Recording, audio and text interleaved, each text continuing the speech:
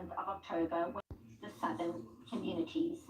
And so we now welcome Omri Shtivi, Idan's brother, and he joins us from Tel Aviv. Appreciate it. I can't imagine what you and your family are going through right now. We know, understand that he has opted to take photographs at the yoga workshops and at the music workshops there.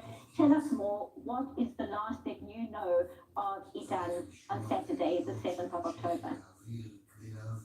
Yes, so as you said, Idan went to the party, just went there to celebrate, to dance, and he was a photographer as a volunteer and to take photos of yoga lessons and etc. And he tried to escape around 7 a.m. He called to his girlfriend, told her, listening that the party stopped because of the rockets and shooting, and I'm coming back to Tel Aviv. And then he just, he take responsibility. He took responsibility and took with him another guy that couldn't drive and another girl.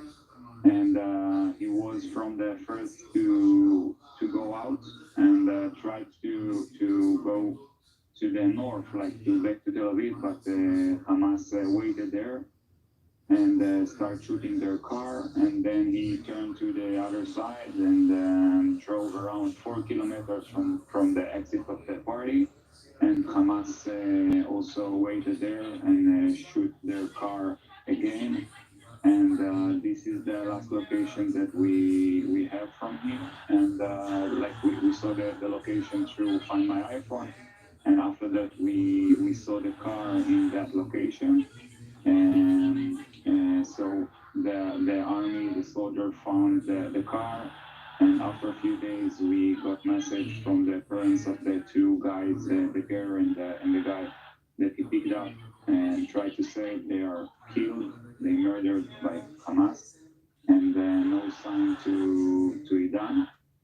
And we saw the shooting signs on the car, we saw blood, and the blood, all over the car. And as I say, no sign to Idan. It's tomorrow will be 14 days that we didn't hear from him. Yeah. And Omri, tell us about authorities being in touch in terms of updates. You say it's all this time, it's agonizing, thinking, waiting to find out if there is any word. What are you hearing from authorities? What kinds of updates and contact are you having from people who are trying to track down where survivors might be? Yes. So first of all, Idan has a Portuguese citizenship, so we are in contact with MC in Portugal, and we're in contact with some authorities in Israel that they are responsible from the police, and some of them responsible from the army on all this situation. In that point, that's that we have just information that we bring the information to these authorities. No one telling us what's going on, what is the status, and where he is. All the professional people that we work with saying that he is like a hostage right now, but we don't really know. So tell us a little bit about Idan. We're looking at pictures of him on the screen. We can see he certainly looks very bright, vibrant and full of life, and he certainly likes dogs. We can see that in the photographs. Tell us a little bit about him. Yes. So Idan is the light of the family. He's very, very wonderful guy. Someone that you can trust. If I would say to myself, if I can imagine to pick up someone to be with him in that kind of situation, I will pick him, and I believe and know that everyone will say it on Idan. He's 28. He's a student for sustainability.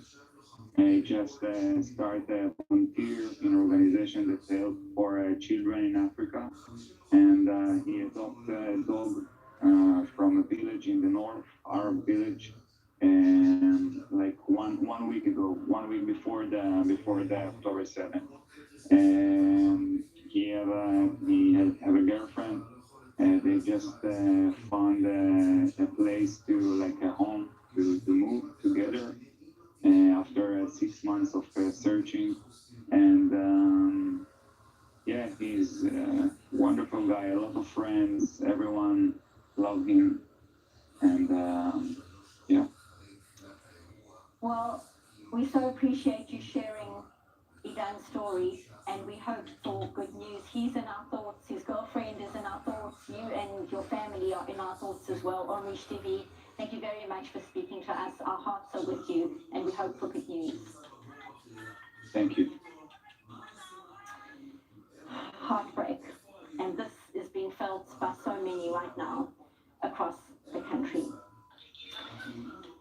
Back to developments on the ground. That highly anticipated Israeli ground offensive has yet to start in the Gaza Strip, as we were discussing here in studio just a short while ago. Our senior defense correspondent, Jonathan Regev, has the details in this report. For nearly 2 weeks, Israelis have been waiting to see the promises of their leaders to crush Hamas come true. There is a clear understanding it cannot happen without a ground offensive, which has so far been delayed. Why? For various reasons. People in every corner of Israel are moved by the unwavering support expressed by the President of the United States, Joe Biden, as well as all the other Western leaders touching down here. That support comes with a price. Palestinian people are suffering greatly as well. We mourn the loss of innocent Palestinian lives like the entire world. The last thing Israel needed is a global leader landing here as images of a catastrophe emerge from Gaza. Hamas almost achieved that with the manipulative reports about the Gaza hospital bombing just ahead of Biden's visit, Israel exposing that lie just on time. Based on the information we've seen to date, it appears the result of an errant rocket fired by a terrorist group in Gaza. International legitimacy is one reason, the combat readiness of the troops is another. For years, the warnings about the poor condition of the ground forces were ignored. Like so many other things, it all crashed down on that terrible Saturday morning. The time since then was used to close the very big gaps there were in the needed equipment. The gap is now almost closed. The constant shelling of areas in the northern Gaza Strip, along with a call for residents to head south, are meant to create a safer passage for ground forces entering. That is also a process taking time. By the weekend, the equipment will be in the field, the northern Gaza Strip will be emptier, and the foreign leaders will be back home. Will this be the time for the ground offensive to begin? Maybe so. Now, the maneuver will bring the war to the enemy's territory. We will defeat them in their territory. The war cabinet is set to convene on Thursday evening. Will this be the time they make the decision to send the troops? We will find out soon enough. Now, for the latest on the ground, let's go to our correspondent, Robert Swift. He's in Ashkelon in the south. So, Robert, rocket sirens sounding just a short while ago in the Tiv HaSarai near Yitzhak as well. Earlier, Beersheba and Zikim. What is the latest where you are? What update can you share? That's right, we've been having rocket alerts throughout various communities here in the south. It started with Tel Aviv earlier in the day, but mostly it's been around Ashkelon, Ashdod, Beersheba, and also Sderot. Now, it was reported just about half an hour ago that as many as 27,000 residents from the city of Ashkelon, those living without sufficient bomb shelters, may be evacuated. And this is information coming in. If this were to be the case, this, along with the large buildup of military vehicles that we're seeing in the area, could add weight to those that are speculating that the ground offensive may begin shortly. The Prime Minister and the Defence Minister were meeting with troops, and they had some strong words to say. The Prime Minister making a sort of a motivational pitch to the soldiers that he was speaking with, and the Defence Minister saying that the operation would begin soon. This coming at the same time as the reports of these evacuations suggest that things may be heating up here down in the south of the country.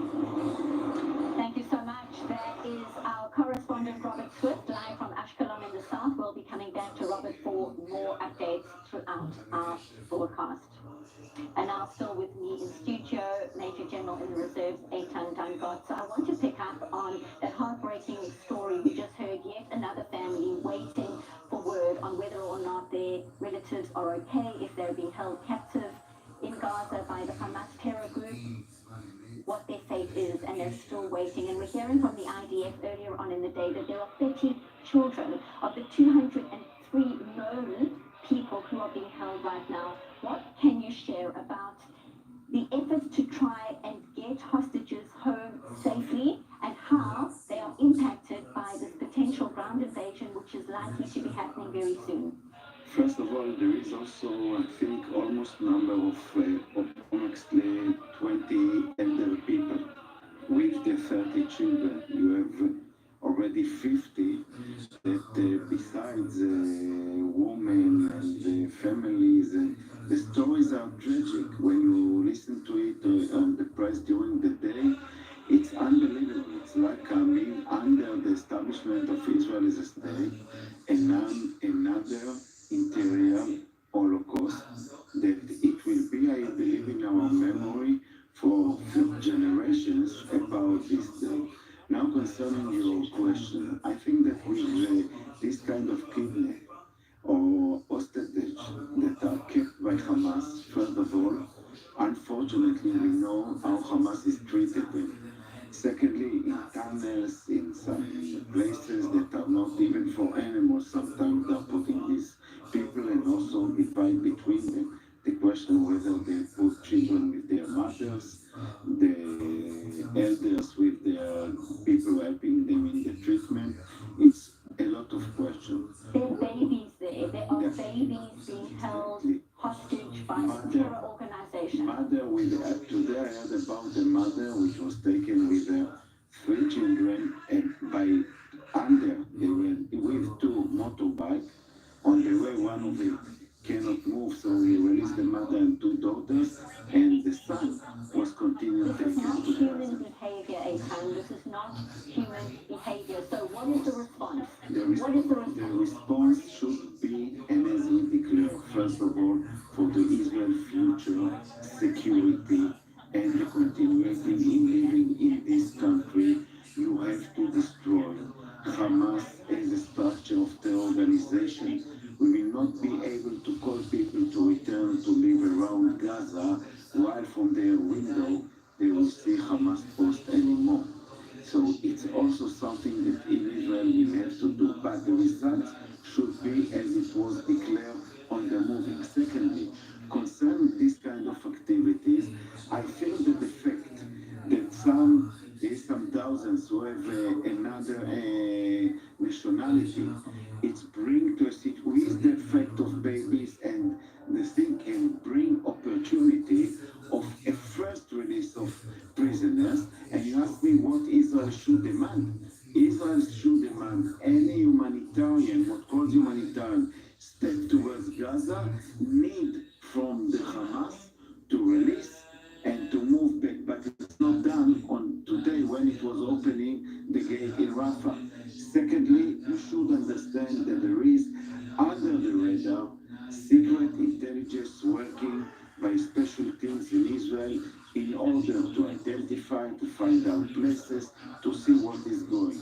And the third is, I hope, will be involvement of some Arab, like a mother country to Hamas, unfortunately, especially Qatar, which sponsored the terror, which played a double game with Israel, a multi-game, concerning, on one end, humanitarian, on the other end, gave money to Hamas to build its forces, and in Qatar, in a very rich area, are living Hamas outside leaders like Ania or Mashal, etc. So, if you ask me whether it is under the statement of the Israeli commanders to see whether you can connect, for sure, but really stop the main goal of breaking Hamas, I believe it will be done as on the same time will be a different treatment to the hostages.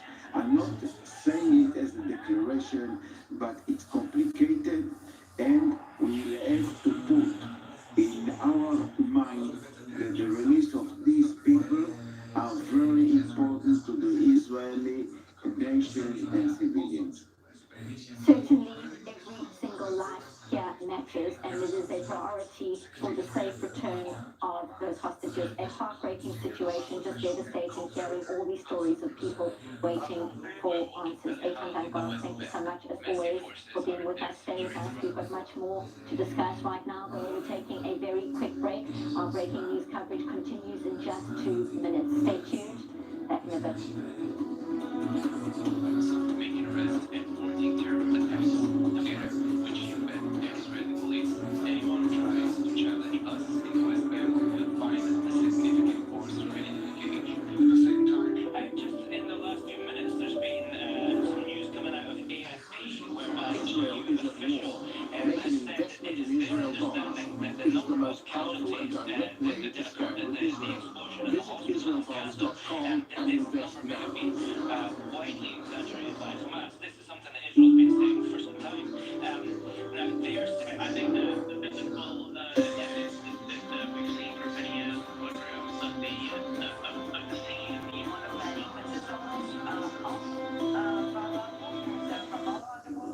Over 1,300 people murdered and more than 3,000 injured as the war with Hamas continues. We bring you first-hand testimonies from the front lines, from those who survived, and all the records of the atrocities of Hamas. Follow us as Israel fights terror from the south and north. Get the inside scoop on what's going on. Only on I-24 News.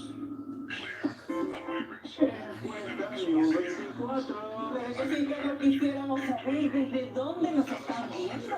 Todo lo que deben hacer es preparar el teléfono, apuntar el lector de QR y así se abre un breve cuestionario muy fácil de completar. Otra opción es ingresar en el link que aparece en la pantalla. Esperamos vuestras respuestas.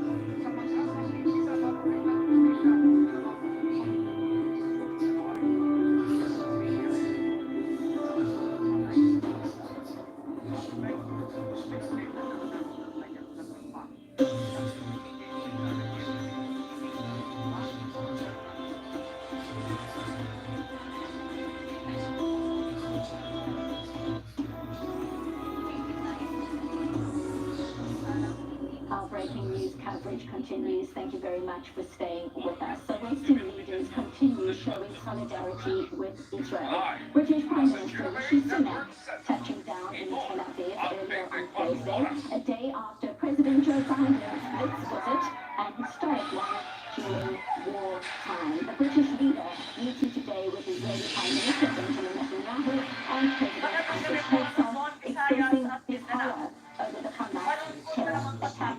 Our senior diplomatic correspondent Owen Altman explains why this war is so important to European powers. Ikaabot na siya sa mga Pilipino na sumilong.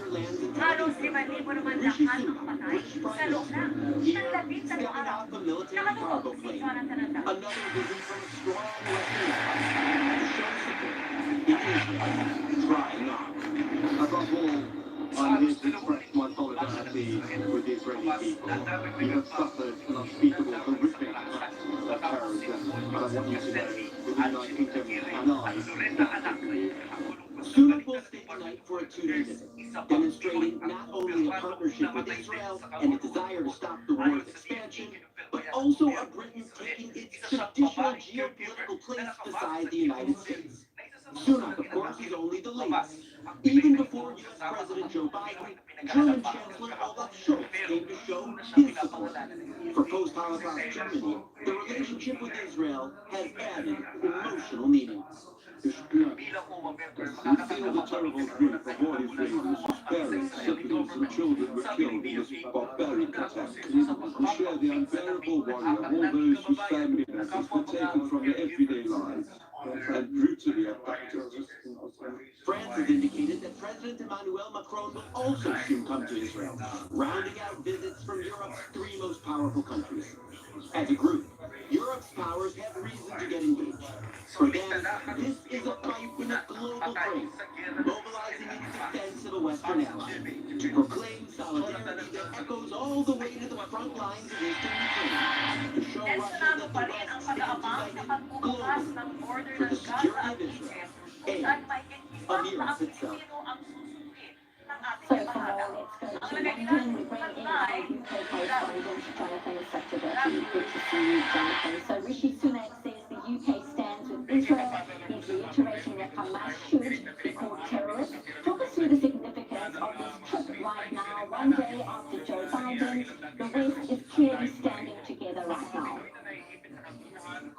I think there are three main aims potentially for Rishi Sunak and the British government in this trip. That is to get the hostages out, to get aid in, and to contain the war. They don't want, as do all the allies around the world, this war spreading in the region more than it needs to. But Rishi Sunak was keen to start the visit, his diplomatic tour of the Middle East, in Israel, very visibly so, and to state there that he wants Israel to win. So all of those aims are there with that proviso that Britain is standing next to Israel in its battle, and if this is Israel's darkest hour, as Benjamin Netanyahu said to him, he said, well, he's proud to stand here with Israel in that darkest hour as Israel's friend. So those could be the three aims, but all of them with that view to Israel winning. Jonathan, President Isaac Herzog is blasting the BBC for not calling Hamas terrorists, calling their coverage atrocious. Now, it's not often one hears a blistering response like that from the Israeli president. Is the BBC sticking to this narrative, its definition, or maybe rather a lack of definition around terror? What is the latest on that front? The BBC is no stranger to criticism over its coverage of Israel in the Middle East. Indeed, some years back, Israel decided to stop cooperating with the BBC, and that is when it undertook what has become the infamous Bailyn report, an internal investigation on how the broadcaster was covering issues to do with Israel. That report was never revealed to the public. In fact, the BBC spent £300,000 in legal fees stopping it from being revealed. But now I think the same fears are being reawakened in people, because with this insistence on not using the word terrorist to describe Hamas and what happened on the 7th of October, the BBC has made many people question their independence and impartiality. They say that the reason they won't use the term terrorist is precisely to make sure they don't look like they are taking sides. But many in the British government, many important religious figures, many important legal figures have all said Hamas is a prescribed terror organisation in the UK, and therefore legally it's correct to call it terrorist. And moreover, they all say what happened on the 7th of October was such a brutal and savage attack, designed and aimed to kill, maim and torture civilians, that there can be no other word to describe it than terrorist. The BBC, though, is sticking to its guns, and they say in their style guide that they only use the word terrorist or terrorism in quotes from other people. So they may say that Israel calls Hamas terrorists, or calls the attacks on the 7th of October terrorist attacks, but they resist saying it themselves. However, it's been noted that they've often broken that law themselves, particularly for domestic terrorist occurrences in the UK or even in Europe. I would implore, if they had to look at the footage, when you hear the accounts, people being butchered in their beds, in their own homes, perhaps they could recouch that term and take a look at it. It certainly looks like terrorism. terrorism, regardless of anybody's political views. So we move on now. Protests on the streets of London. Broadly speaking, Jonathan, what is public sentiment like there now? And how worried are Jewish communities over a potential uptick in anti-Semitic incidents as this war progresses? Well, there is a lot of fear among the Jewish community, as is often the case when there's tension within the Middle East or Israel is at war, because what happens is that large protests seem to take place against Israel, even in this case when it suffered such a brutal and horrible attack on the 7th of October. More and more people take to the streets in these protests, and during those protests there are plenty of scary moments for Jewish people and generally for Britons who aren't, let's say, as animated by the pro-Palestinian cause. There are anti-Semitic chants. There were indeed jihadi flags waved at the last major protest. There'll be another protest tomorrow. And Robin Simcox, who is the government's Commissioner for Countering Extremism, has warned that Britain really is providing a permissive environment for anti-Semitism, pointing in part to these protests, saying that there really is a problem that needs to be dealt with in these. So I think we're going to be looking forward as well as these protests become more frequent to the police force and the Home Secretary trying to pressure the police force into policing them in such a way that they maybe will be making more arrests, they'll maybe be looking harder for moments or incidents of anti-Semitism, and they might be redefining what they consider to be support for Hamas and for terrorism. For example, there's been a lot of discussion over the chant of "From the River to the Sea," which is heard very often at pro-Palestinian protests, and of course what it indicates is a desire to erase the whole of Israel from the River Jordan to the Mediterranean Sea. So I think that there'll be plenty more debate on this. There may be more arrests, and then indeed we'll have to wait and see in the courts if this is backed up and if this is a test really for seeing how anti-Semitic those sorts of protests really are. Thank you so much. Live from London, our UK correspondent, Jonathan Sachadoti. Thanks, Jonathan. And now for more in the studio, we welcome Benjo Yemini, senior journalist at the Idiot Achronot Daily, and still with us, Major General in the Reserves, Eitan Dankov. So thank you very much for joining us, Benjo. I want to pick up on what we just heard from my colleague Jonathan in London. Rishi Sunak here today, of course, on the back of President Joe Biden's historic wartime visit. The message from Western allies right now, how important it is not only for Israel, but for Israel's enemies. It's quite interesting what we are facing right now, because from one hand we have the march of leaders who are coming to Israel in order to give us a lot of sympathy because of this kind of. From the other side, we have in each country those minorities of Muslims who are marching in the street of London, in the street of Oxford University, in the street of Ivy League universities, and shouting from the river to the sea, Palestine will be free, which means in support of Hamas, which means in favor of the extermination of Israel, no less than that, which is quite embarrassing. We are sitting here something like 42 years after 9/11. And you know, we have to ask ourselves, who won? It could not be heard 22 years ago. Such a moment. It was clear who is bad and who is good. Right now, nothing more. Serious scholars in the West actually are siding with Hamas. It's a shame. It's a shame. There is a problem in the West, and we have to admit it. There is a problem. Don't you understand what I mean? I mean, we are speaking about people who are actually children and babies, and we are siding with them. It's not only that this has happened, it's the facts, and it's something we've repeated many times in the last 30 days. This was caught on film. Hamas videoed this brutal rampage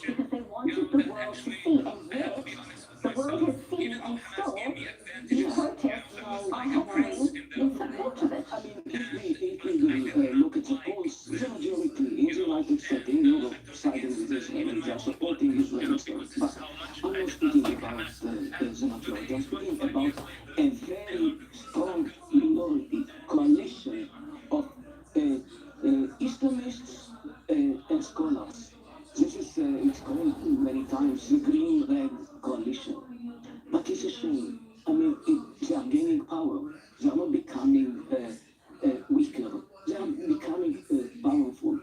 And we have a problem. We have a problem in not only in the media, and we spoke now about the BBC and the way the BBC is behaving, but mainly in the academia. We have a real problem. I mean, it's what? I mean, actually, identifying with who? With what? With brutal killers. It has nothing to do with the Israeli-Arab conflict. It has nothing to do with legitimate criticism because of the policies of Israel. It is legitimate. It's not the point. The point is that we're speaking about something else. Global jihad is not against Israel. Bear it in mind, it has nothing to do with Israel. I mean, always you say, oh, Israeli-Arab conflict. No, it has nothing to do with it. Most of the victims of the global jihad, something like 98%, are Muslims. And you are siding with them. With who? With who? What are you doing? But this is the reality that we are facing. To that point, Joe Biden is set to address the nation in the coming hours. He also needs to get the green tick for the assistance that is hopefully going to be coming Israel's way, as well as Ukraine and other nations as well. Talk to us about the message he needs to send after this trip, seen as hugely successful within Israel the last day, his visit, his meetings and his message. But what does he need to say to the American people in the coming hours? Just what he said to the Israelis. I mean, anyway, we are living in a global village, so that we cannot say something different to the American audience, because what he said to the Israelis, what he said when he met the families of the hostages, it's exactly what he's going to say, and he said already in the United States. So, in a way, yes, he is totally involved. Two carriers came to the Mediterranean Sea. We cannot forget it. So he is here not only with words, but also with deeds. I think that besides, I would like to add a few points. First of all, Biden shows leadership, and something that, in my opinion, was for the American people, it's something that their president go and take steps immediately in order to keep democracy in this kind of complicated area. But there is another thing he planned, and he would like to be with it tonight, but it will not be there. The fact that was canceling the meeting between Biden, Abdallah, and Sisi and Abu Mazen, it was something to show balance, but it brought something that it's a principle for the Americans. The humanitarian step that Israel confirmed to start from Rafah area, it's something that is like a principle that for the American. On one hand, creating powerful towards Iran, Russia, supporting Israel, supporting democracy. On the other hand, against Israel, that I think that it was a right step by Israel, but and then we have to balance this too. As the demand from the Israeli government opened the gate with Rafah, entered humanitarian, so he brought it as something that all the principles of the United States are a flag for all the world with them. Eitan, enjoy, stay with us. We're going to discuss this a little bit further, but right now, a new development just in the United States confirming just a short while ago that the Navy has intercepted missiles from Yemen. The U.S. confirming the Navy has intercepted missiles from Yemen. Our senior defense correspondent, Jonathan Regev, joins us from our studios in Tel Aviv. Jonathan, what update can you share? Yes, so the reports are that we've heard reports earlier today about attacks against American ships in the Red Sea. What we're now learning from this report is that those attacks and maybe the UAVs which were sent from Yemen were not directed at the American ships in the Red Sea, but actually towards Israel. And this is a possibility that has been brought in the past about when we're speaking of this multi-arena war.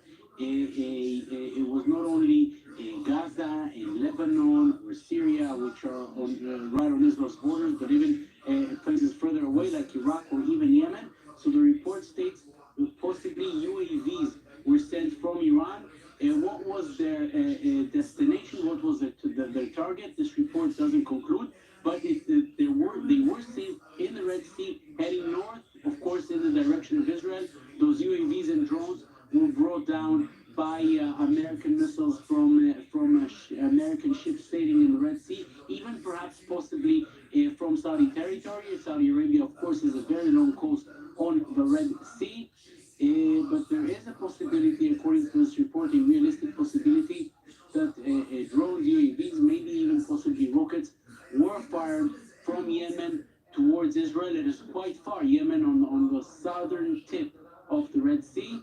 And this is one of Iran's goals, let's put it this way, when we speak of multi-arena, a war coming on Israel from multiple fronts, Gaza being one of them, Lebanon, Syria, and even places further away like Yemen. This could have happened today. This happened roughly 11 hours ago or something like that. The interception is happening way before these missiles, rockets, UAVs, wherever they were, way before they reached the Israeli coast. They were taken down, perhaps seen by electronic warfare and by interceptors. But this is the report we're now hearing, possibly another arena in this front being rockets, UAVs, something fired from Yemen, possibly towards Israel. Senior Defense Correspondent Jonathan Regge, thank you very much for the update. And luckily we have with us in studio Major General in the Reserves, Eitan Dangot. Another front, is it too soon? It's just a report. What do you make of it? First of all, the Houthis or the Yemen, they declared already that they will share with the Iranian and Hezbollah what they need to end the Palestinian in Israel. But here is the main story. I think that the vessel of the Americans there, it's a powerful, first of all, to prevent any attack about, in my opinion, much more chance that it was towards American targets. Can be in Syria, can be in Qatar or other places. I'm not running that it was towards Israel. It must be checked and analyzed about it, but it's really something that already was threatened Israel for a few months already, especially to use UAVs from the area of the, let's call it the southeast of Israel, that can become as an attack from this kind of direction. But I think much more is important to say that the Middle East divided to two forces. The force that is led by Iran as radical, as coming to destroy all the moderate Arab countries and the other countries as well, in order to bring the message of radicalism to this area. And secondly, you have the wing that is led by the United States, with countries like from Saudi Arabia, UAE, and the Arab countries, Bahrain and the others, and of course Israel. It makes it and it brings us to what's going here now in these days, the hours that we have, not to allow this wing of these butchers to have any kind of achievements, especially of course in Israel anymore. An Israeli source has just told I-24 News that there is Israeli confirmation Israel was informed of the launch around noon today, and that at least one of the interceptions was carried out by the Saudis. 15 drones were identified, and that source we're also just sharing now as well. That report also confirmed now by the Pentagon. So what do you make of what could unfold after this kind of development right now? They confirmed that it was towards Israel? No, they're confirming that at noon today, that at least one of the interceptions was carried out by the Saudis. 15 drones were identified. So it means that nowadays we see more and more terror activities organized by Iran from the east towards the west. I mean, the wing that is going Tehran, Baghdad, Damascus, Beirut, with the wing that is going from Tehran to Yemen, is operational, reorganized, well, are going to be planned, and it looks like a real threat not only to the Israel area and around us, to the Gulf countries and to the others. It's escalation that we didn't expect. And that is also explanation to us why Biden and his main leadership came here about what they already probably identified that is planning to be in the Middle East. Stay with us, we're going to discuss this a little bit further, but right now I want to turn to the use of something we've discussed a little bit earlier on in the show, the use of social media as a tool in this war. We welcome Chen Mazig, Senior Fellow at the Tel Aviv Institute. Chen, thank you so much for your time. We've been discussing here in studio how Hamas wants the world to see the carnage, the violence, the evil that unfolded on the 7th of October, filming its killing spree. One would think this would see a major boost in support for Israel when people understand the extent of the depravity, what terror actually looks like. What are you seeing on social media platforms? We have received support for about 24 hours, and then the narrative shifted completely, and it's really interesting to see how Hamas can play such a monstrous role in this conversation about the war, and on the same time be the ultimate victim. We've seen, if it's the media that has been responding in a way that is really reckless, with the hospital bombing, and then as you reported, the numbers of casualties have been reduced to less than 10% of what they claim it was. So we don't know how many Palestinians, they're saying that thousands of Palestinian babies were killed, and we now need to challenge that as well. I mean, I think that our side, the people that are that understand and support Israel's right to exist, were well aware of what Hamas was doing, but it was very hard to convince the world to support us. And I think that the larger problem is not just the conversation about Israel and Hamas online. It's what it does to Jews around the world. The way that people speak about Israel right now really affects our synagogues, our Jewish centers. It affects if Jews are being attacked in the streets or not. And that's why we have to speak up and make sure that the narrative doesn't go to a place that is more terrifying than it is right now. And Ken, you yourself have been very active on social media in recent days. What is your strategy as such to help get the Israeli perspective across? Yeah, my content reached over 100 million people in the last week, which is really, on the one hand, it's really good. I wish I didn't have to do it, but I'm really glad that I was able to offer an alternative to what we're hearing on social media and what we're seeing on social media. My approach is to speak up and to share what I think and what I feel and what I think a lot of other people are feeling. And I want to encourage your viewers and everyone around the world to speak up, because the truth is that Jews are an extreme minority, not only in Israel, but around the world. Really tiny minority, and we really need all the support that we can get. So it's very important that we speak up and that we encourage others to speak up. We're thinking about the heroes of the Jewish people from our history, like the Maccabees and the Jews that fought in the Warsaw Ghetto. They were amazing heroes that we can draw inspiration from, but we are the heroes of today. Every one of us can speak up and make a difference, not only for the state of Israel, but for Jews around the world. But when one talks about the response to haters and anti-Semitic rhetoric online, what is the best way to deal with this in the social media space? Respond, or some would say sometimes it's better to ignore. Your thoughts? I would say often to ignore. I think 9 out of 10 times I would probably say ignore people that are attacking you and people that are fighting with you, but make sure that you're saying what needed to be said. I think that if it's a person with some platform or some capital, like a congressperson or a congresswoman spreading lies, like we've seen congresswomen from America doing that in the last couple of days, then call them out, but don't engage in the conversation with the haters. I don't think I've ever had a conversation with a troll online that I felt that was time well spent. So I would say speak up and share the truth, but try and avoid the noise from around.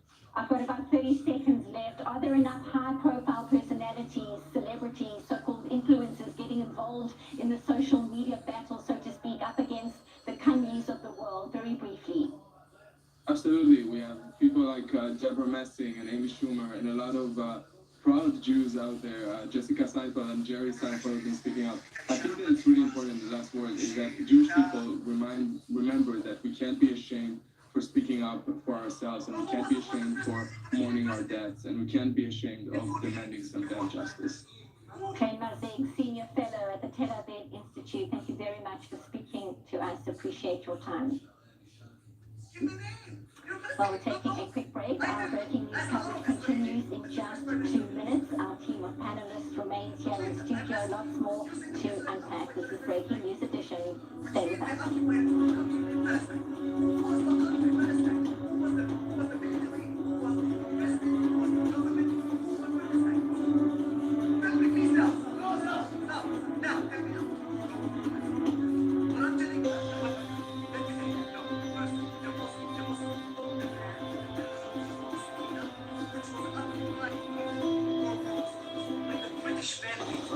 Israel is officially in a state of war. This is very active and we're talking about 100 soldiers and civilians have been kidnapped. Just don't know anything. Including babies, children, and elderly who can't their beds, but they can everyone is showing up.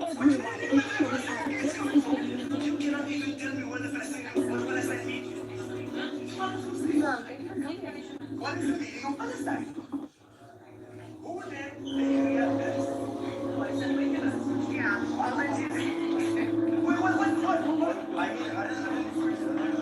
When is the word Palestine came to?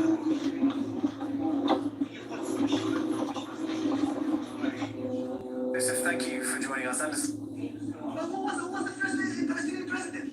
In 48.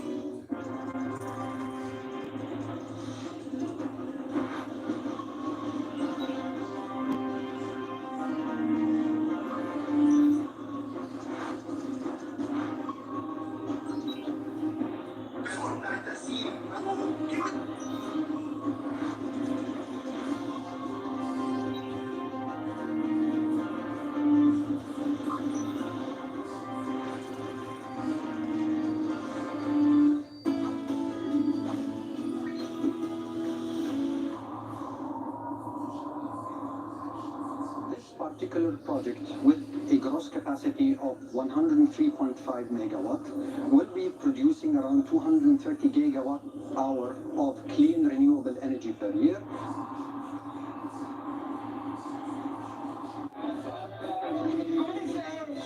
Salido aquí donde nos ven para clamar por la lluvia. Si en verdad en estos momentos el calentamiento global está afectando a Bolivia, y no solo a Bolivia, sino a todo el mundo entero. Y nosotros necesitamos lluvia para defender Sam, the area you are in has been under rocket fire. Tell us what you've been witnessing the last couple of days. But more broadly, tell us about your work. What are you trying to do? First of all, literally a few minutes ago, I needed to go to the shelter because Hamas yet again launched rockets towards the populated area here in Tel Aviv onto civilians as usual, and this is what it is when it comes from a terrorist organization. That it's literally ISIS, it's ISIS Hamas, and my work lately is just cover. I mean, just showing the truth and the reality of what's going on here between the Israelis and between the terrorist organization Hamas. And I want to make sure everybody understands it's not a war between Arabs and Jews, and it's not a war between Israel and Palestine. It's a war between Israel and a terrorist organization, ISIS Hamas.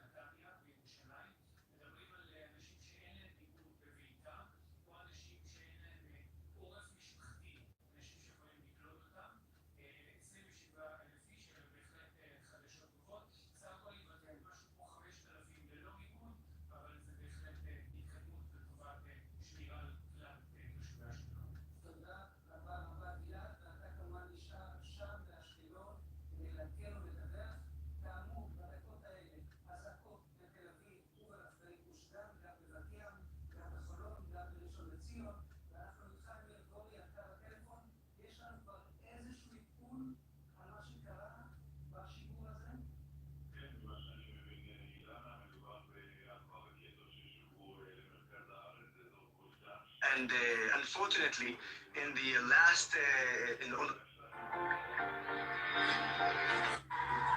I want to show you right now what's happening in Israel. Hamas is targeting civilians again.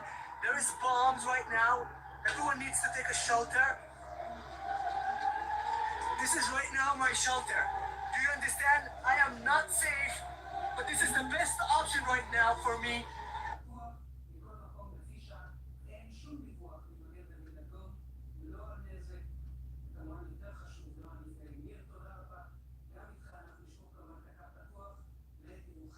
And this is absolutely not, it's absolutely unbelievable. That's my shelter right now. Because Hamas is targeting us, the civilians. I dedicate this video to Bella Hadid, Dua Lipa, and all those celebrities who regularly support the Palestinians and attack the state of Israel. I understand that you chose a side. Maybe it's because you've been brainwashed. Maybe it's because you're sure you're enlightened and know everything. And maybe it's because you're simply anti-Semitic. But I believe many of you don't even know where the state of Israel is. I'm sure that most of you don't even know that there is such thing as Arab-Israeli citizens, like me, and that we are an integral part of the Israeli society. By the way, Hamas also murdered 20 Israeli Arab in the terrorist attack and injured many more. Hamas even kidnapped Arab Israelis. And I want to tell you that the fact that you don't aggressively speak out against the barbaric terrorist attack by Hamas, then you actually support it. Yes, you are supporting terrorism. You support the massacre of young people who went out to party in the nature on a holiday. You support the burning of entire families and their homes. And if you really care so much about the Palestinians, you should side with Israel against Hamas, who are committing a double war crime. Besides hurting Israelis, they also hurt Palestinians when they use them as human shields and prevent.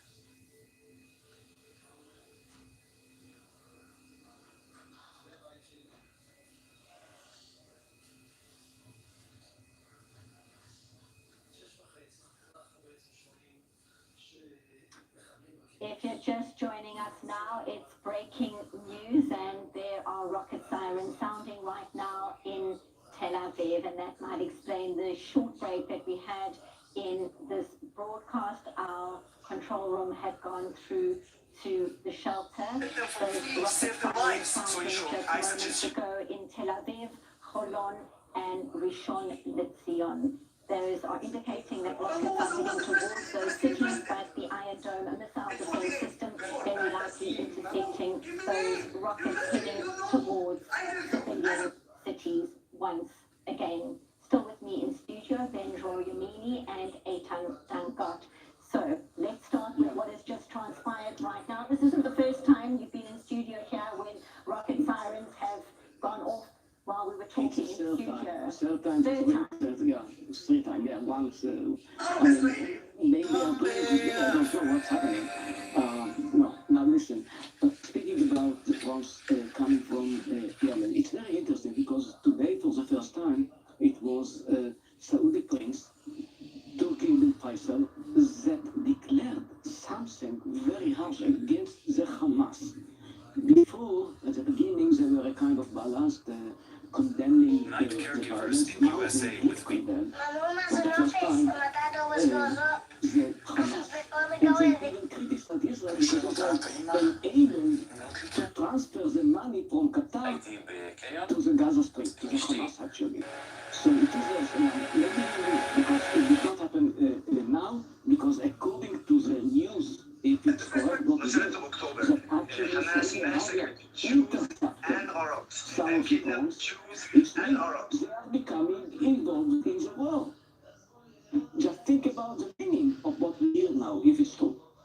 And now we have to emphasize it's not a war of Israel against the Hamas. It's a war of the global jihad against whoever is not part of the global jihad. And Muslims have to remind us then are out in Saudi Arabia and in many other most of the Arab countries, not including Qatar. So altogether, maybe, just maybe it's means something. Eitan, your insight into what we're talking about. This is the US confirming that the Navy has intercepted missiles from Yemen. This happened several hours ago, already the confirmation coming through a short while ago. The implications right now. It shows the signs that the area of the Middle East is under a big threat that is led by Iran. But on the other hand, I might tell you, let's come to propulsion. Our goal is to continue to destroy the threat that came from Hamas, Israel of the 7th of October. It's a different country, and we have to create a safe area for the Israeli civilians. First of all, Hamas. Then, according to what we develop at the north area with Hezbollah as the main proxy of Iran, will have an impact. But Benita, we don't have to forget, like what happened today, early evening or before it, in the West Bank, in the area of Tulkarm. West Bank is still bubbling and signals both threat towards the Palestinian authorities and towards Israel. Tomorrow, don't forget, it's Friday. Friday, there is the prayers of the Muslim, and is an opportunity to try to use it to create propaganda, in especially by radical muftis in the mosques, and it can create kind of escalations in some places in West Bank or in the others. So we have to look on the whole area as well. And I would also pay attention to what will be in Jordan tomorrow, especially concerning the third war administration. According to the situation that Hamas tried to use the big lie of what happened in Gaza in the hospital at the beginning and succeed to create escalation in the street of Amman. Eitan and Ben George, stay with us. We've got more to discuss. If you're just joining us now, sirens sounding just a short while ago in the cities, parts of Tel Aviv, Holon, and Rishon LeZion. People running to shelters and waiting for the all clear to be told that they can leave those shelters. Of course, earlier, if you were listening to our broadcast, also sirens sounding in several parts of the south, and earlier in the day as well. Nothing such a hurry. I didn't have a chance to tell you. With our coverage right now, and we bring you a personal account of a terror attack in the south of Israel on Saturday, the 7th of October. We now welcome your father who survived the massacre in Kibbutz near Yitzhak. Your thank you so much for speaking to us. It's not nothing. I cannot Your sister and I can make a proposal. I've regretted it for the rest of my if you life. can take Don't us be like back me. to Saturday, the 7th of October, That's your right. recollection. Let's go. Let's go to the exchange office. Okay, Let's so we go. woke up Mission move. I'm sorry. with sound of sirens, I know. alarm, Ready photos should which be was taken with your quite favorite useful, person. but this time it After sounded the annual different. meeting, The I'll explain this intensity of especially. it went from I just want to zero be with velocity to 100. Shinwo? What are you talking about? Hurry up.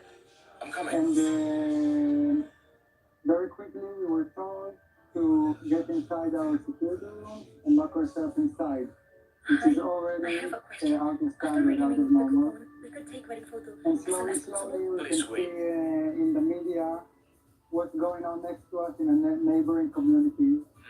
And Yeah, I'm sorry. This we're coupon has a expired. bit It can't be in the redeemed. dark That's in what's impossible. happening in our own I just wrote it community. today. But And the it clearly hours says pass until the and end no of one this month. comes, and the I can't stories redeem it. I'm start to sorry. I arrive. made a mistake.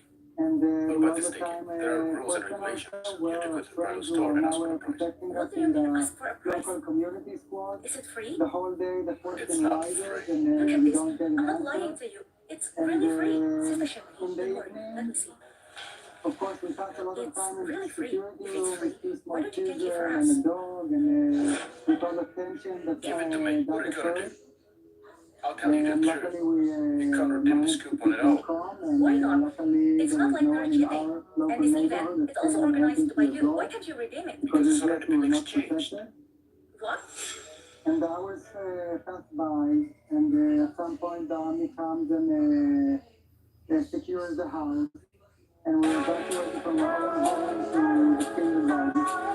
And that is a result of a decision by the army that it's much more safer to protect everyone in a few organized areas rather than each one in your own home, because also the perimeter of the kibbutz or community is broken, and also the perimeter of the border in Gaza is breached.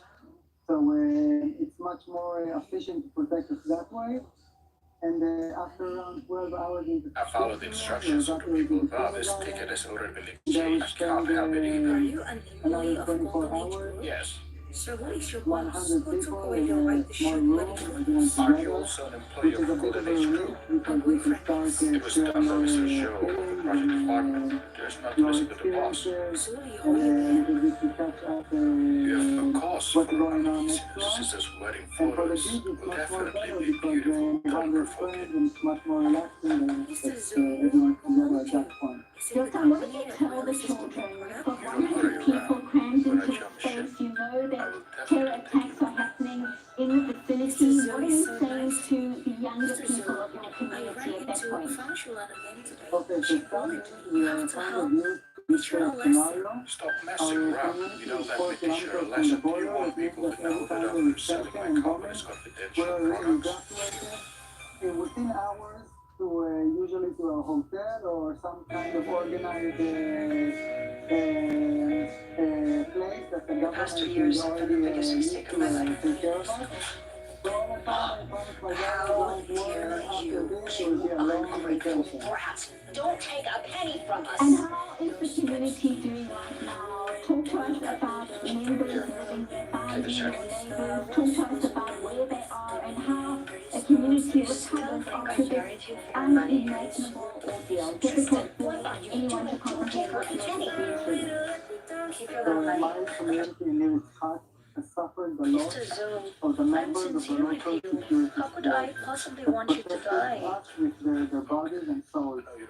And they're the miracles that happened to near its heart because if they were not there, the same massacre that happened in Beirut and Yoror and Faraza would happen in near its heart. So first of all of our thanks and gratitude and blessings and wishes for the ones that are still in captivity, that they will come back. So first of all, in our local community, that's our thanks and oath to now. In our neighbor community, we grieve and we heard of friends and their families and the horror stories and the massacres and the words Treblinka and Majdanek. From the horror, that's what you imagine. That's what you imagine. Whole communities, you're right, erased, erased. There's no more community and there's no more to come back. So our pain is with them, and today there were already funerals. And to understand they can't even bury at their kibbutz. All the funerals are in other communities that are not in the front lines. So we have their pain and we feel their heart, and the only thing we can offer is hugs and love and optimism for the future. Yotam, we can't even imagine what you are all going through. We so appreciate you speaking to us very briefly. What do you want to see happen next? What do you want Israel to do in response to what has happened on the 7th of October? It's a difficult question because I think civilian lives in both sides should not be part of the casualties. I would like to see the regime of Hamas gone because they're a threat to us that we cannot bear anymore. And I would like to see one day peace between the nations where our borders are not, that defensive. And I'm optimistic, I want peace in the end. That's my hope. Yotam, Father, we so appreciate you speaking to us. Our hearts are with you. Our hearts are with Kibbutz Nir Yitzchak and all the surrounding areas. Thank you very much for your time. Thank you for speaking to us here. Amen. Thank you for letting me tell my story. Thank you, Yotam. Dendro Yamini, Eitan Dangot.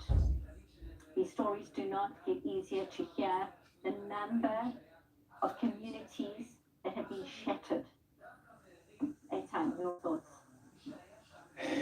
I'm thinking about the Holocaust, the establishment of Israel as a country, and I'm not finding the word just to say it out today. How can it be that our country, after 75 years, faced such a big massacre that will be, I think, in our mind for the coming generations? You cannot also, when you hear all the evidence now that are coming more and more,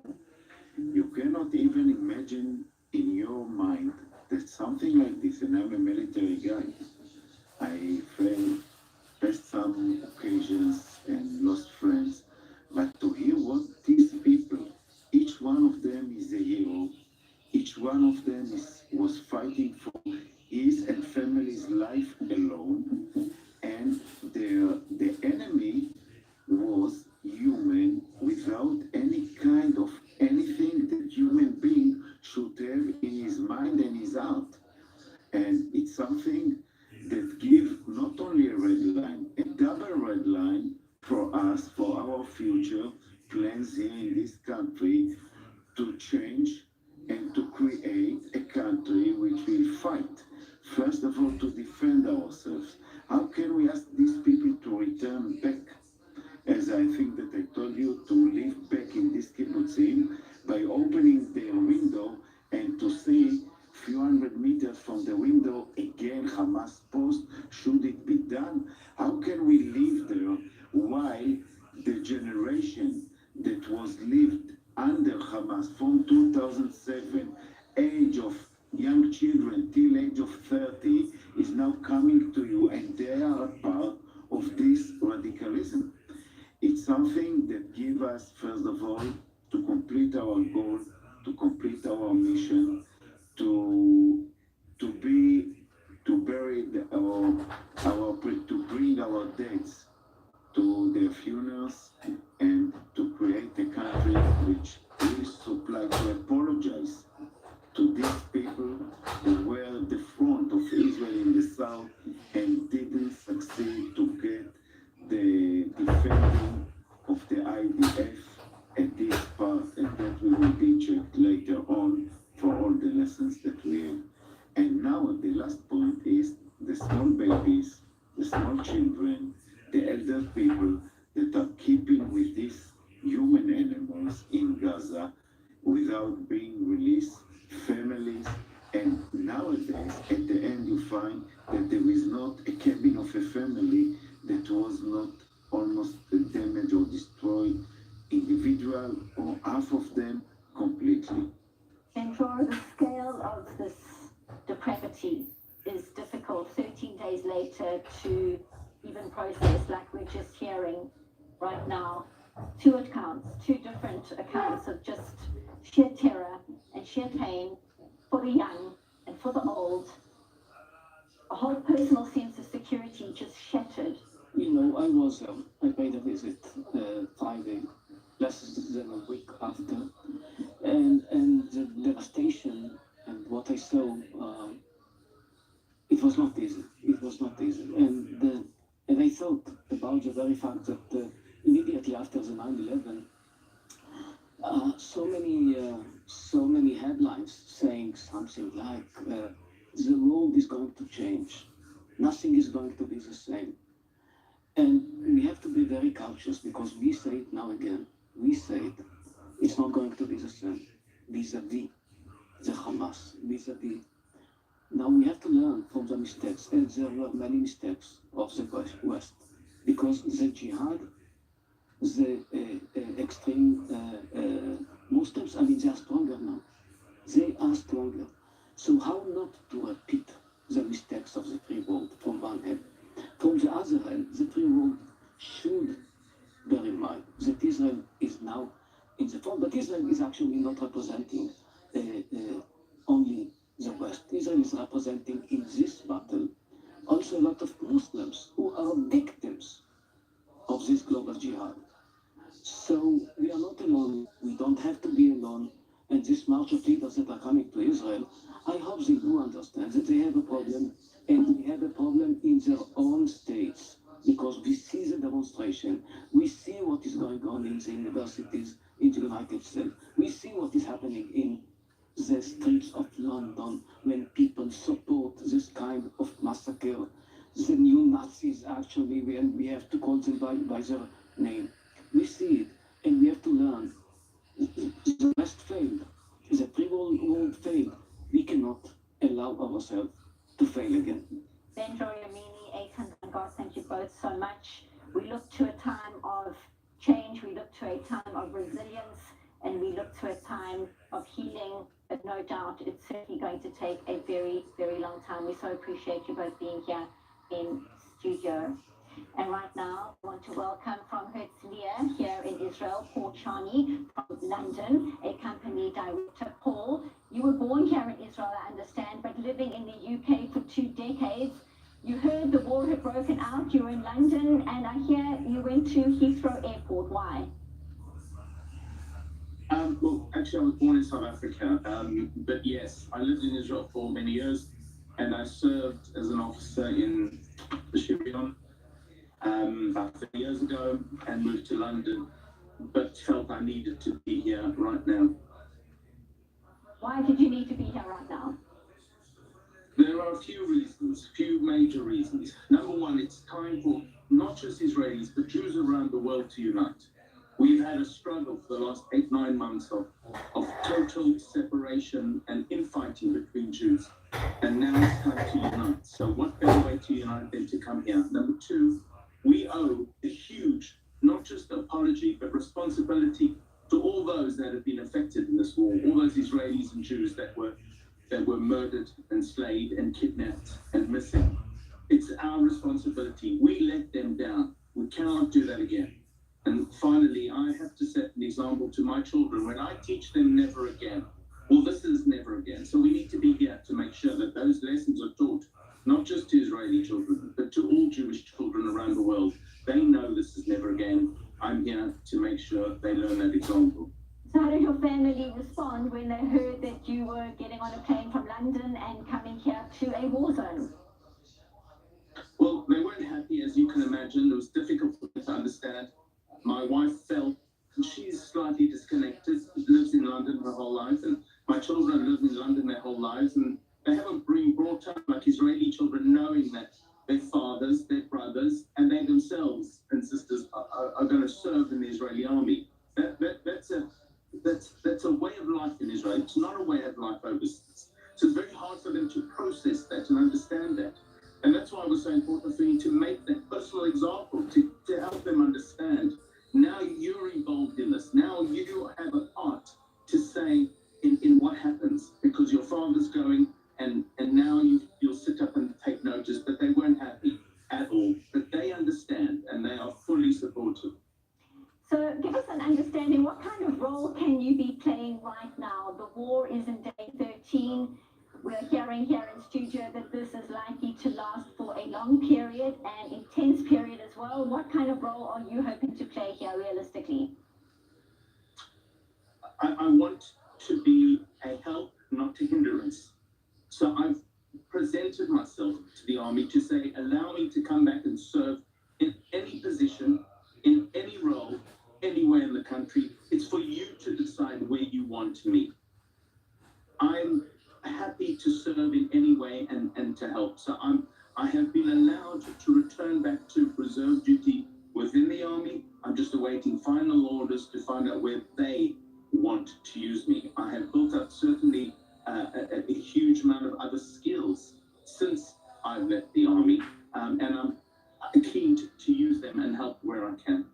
Well, we certainly are in awe of brave people like yourself who are coming here in a time of war. Give us a very brief account of the situation for the Jewish community in London right now. We've been talking about concerns about potential spikes in potential anti-Semitic incidents in London and other parts of the world as well. Are you worried? How are you feeling in terms of a protected, safe Jewish community in London right now? Briefly, please.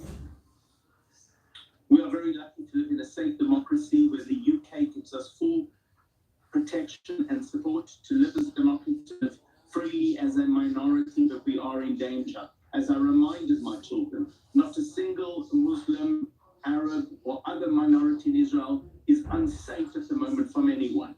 But the rest of the world, Jews are unsafe as minorities.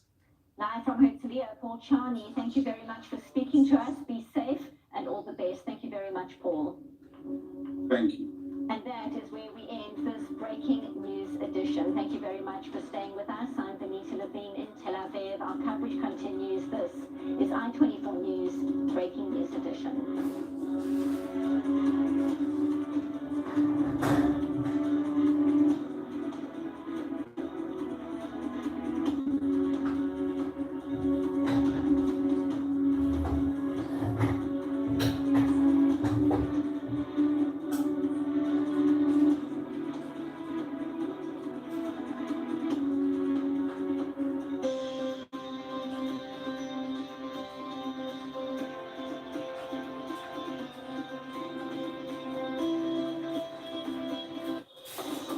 Israel is officially in a state of war. This is a very active scene, and we even get in the car as we're talking. More than 100 soldiers and civilians have been kidnapped. We just don't know anything. Entire families, including babies and children and elderly, were butchered in their beds. Awaken the giant, and we are ready and we are strong. Everyone is showing up. This is the unity.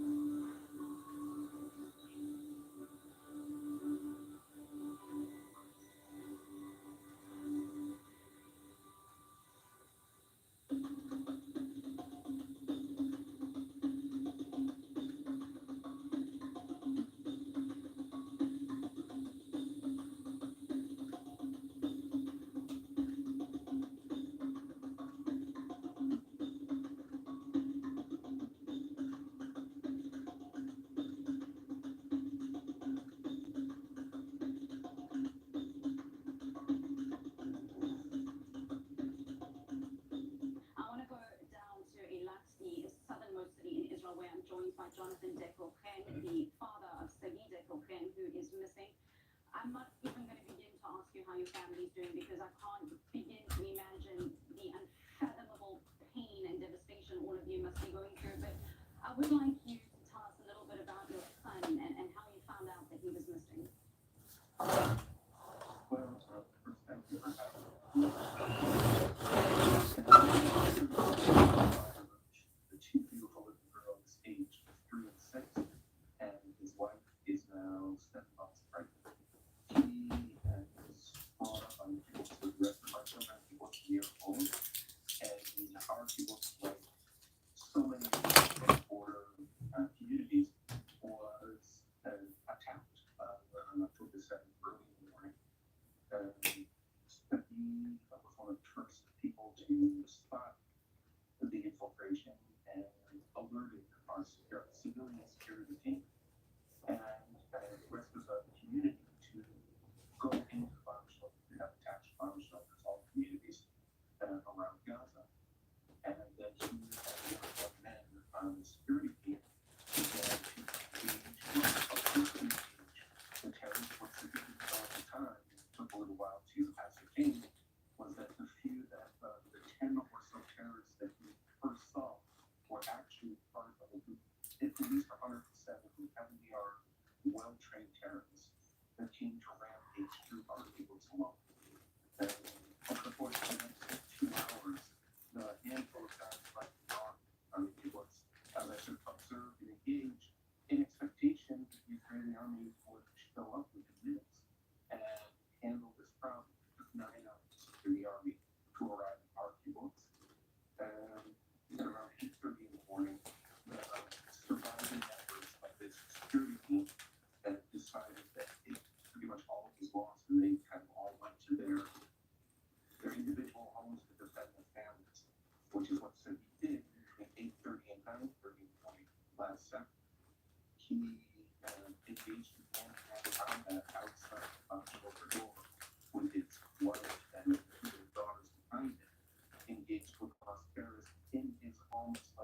inside.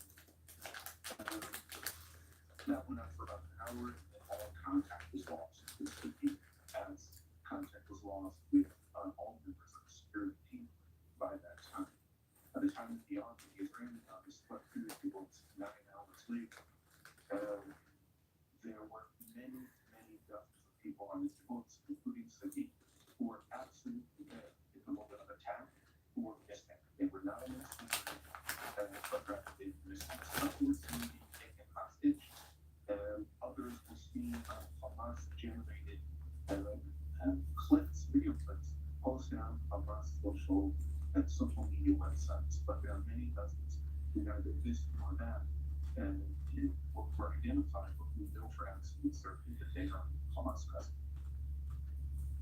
Has there been any visuals of Sagi that you've been able to identify of him being taken into the Gaza Strip? Do you just know in your heart of hearts that he has been taken captive? And has anyone from the government spoken to you about what's being done to A, bring your son home safe, and B, the fact that he's missing in the first place? Well, we know not just people, there are dozens of missing people from our kibbutz alone. Many of their cell phones were later geo-tracked into the Gaza Strip. They didn't walk there, they didn't evaporate. Clearly, they've been taken. We don't know what condition. Quite honestly, I don't know if my son is alive or dead, wounded or anything else. As far as contact is concerned, the government, we were notified that he is missing. Several days ago, an Army officer came down here. We have not had no communication. Our enemies have no communication. He's ready to go beyond that. I hope it's not too personal to ask, Jonathan, but US President Joe Biden is in the country at the moment. Obviously, a series of meetings both with political and with military officials in the country, but no doubt also going to be meeting with those dual citizens of both American and Israeli nationality that have got loved ones that have been kidnapped, missing, or perhaps have actually died at the hands of Hamas. Does your son have dual nationality? And regardless of whether he does or doesn't, do you believe that Biden being in the region is somehow going to assist in bringing him home? Well, I was born in the United States until I was a young man with cancer in 1981. So all of my kids, not just Sagi, have American citizenship. What I can say, which I don't know to what degree the intervention of the American president can influence the rate or the way in which all of the hostages, not just the Americans that have dual citizenship, but all, I'm absolutely certain most of the 200 hostages being told being held by Hamas. I can say, however, that unlike my own government here in Israel, the United States government through the State Department and the embassy, and even through conversations, video conversations with President Biden, have absolutely no doubt that the president himself and the administration are entirely committed to the welfare of these hostages, both the American dual citizens and those of other nationalities, including the Americans. However, including the Israelis. That in and of itself is a comfort, although we have not gotten any concrete information from the Americans or the Israelis. Jonathan, I wish more than anything I could tell you that I, 24 years, myself included, are able to get a message out to your son, but unfortunately I don't have that power. We don't know where he is, if he's being held in the Gaza Strip. If there is by some miracle that your son is able to hear you right now, what is the one thing that you would tell him?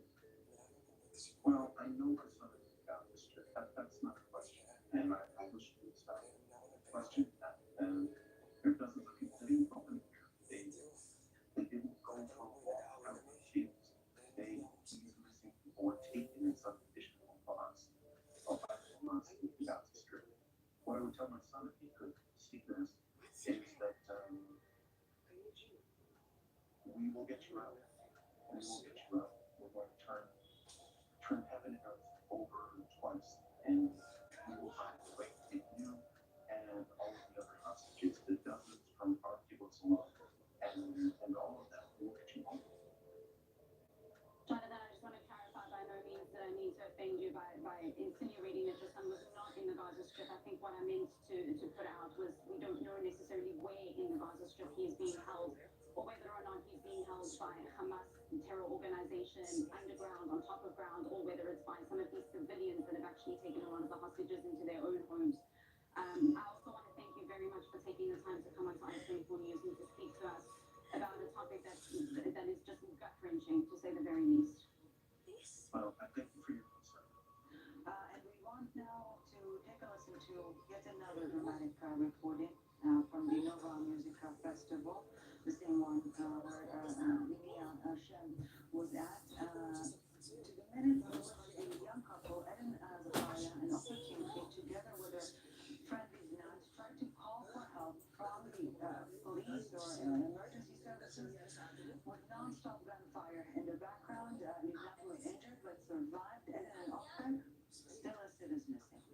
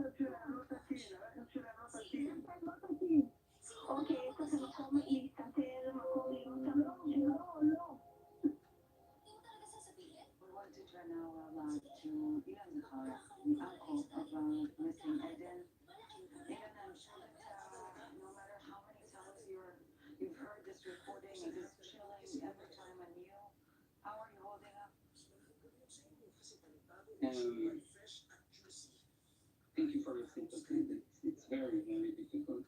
Very difficult. And I'm here, on behalf of my brother. I'm speaking from his throat. He is unable to talk, so I'm taking the front in this case. He's devastated because of the situation. And we are hearing this recording every day, several times, every day. It's difficult. It's very, very difficult. And then went to party with our friends on 6th of October, and then the 7th of October, in the morning of the 7th of October, they were on their way home back from the party. They didn't really wanted to stay. They exhausted the party. And 25 minutes after they left the party, around 25 minutes, they encountered the Hamas terrorists, these savages, and they shot at the car, the front shield of the car. Eden was wounded, and so did Ofer. And their friend did not, but in the back seat, she managed to somehow not get hit or anything because she was in the back. And she took the phone, she tried to call for help. She called the emergency services, trying to get anyone who could help her. She tried to work with the paramedic on the line to somehow point the ambulance directed to them using GPS through the phone, and she couldn't. She tried, but she couldn't. She moved to a different phone, trying to use a different phone, and all of a sudden they saw that the terrorists are getting closer and closer. She went down quiet. She started whispering. Her name is Livy, by the way. And both of and Livy started whispering, asking for help, police or someone who can come and help. And the police and the paramedic tried to guide her. Be quiet, crawl around in the car, find a bush, get some cover somehow. And this is what Libby did. And Eden is still lying there in the car, wounded, perhaps bleeding, but still wounded. Ofer also, together with Libby, went out and they hid in the bush for a while, for around 2 hours.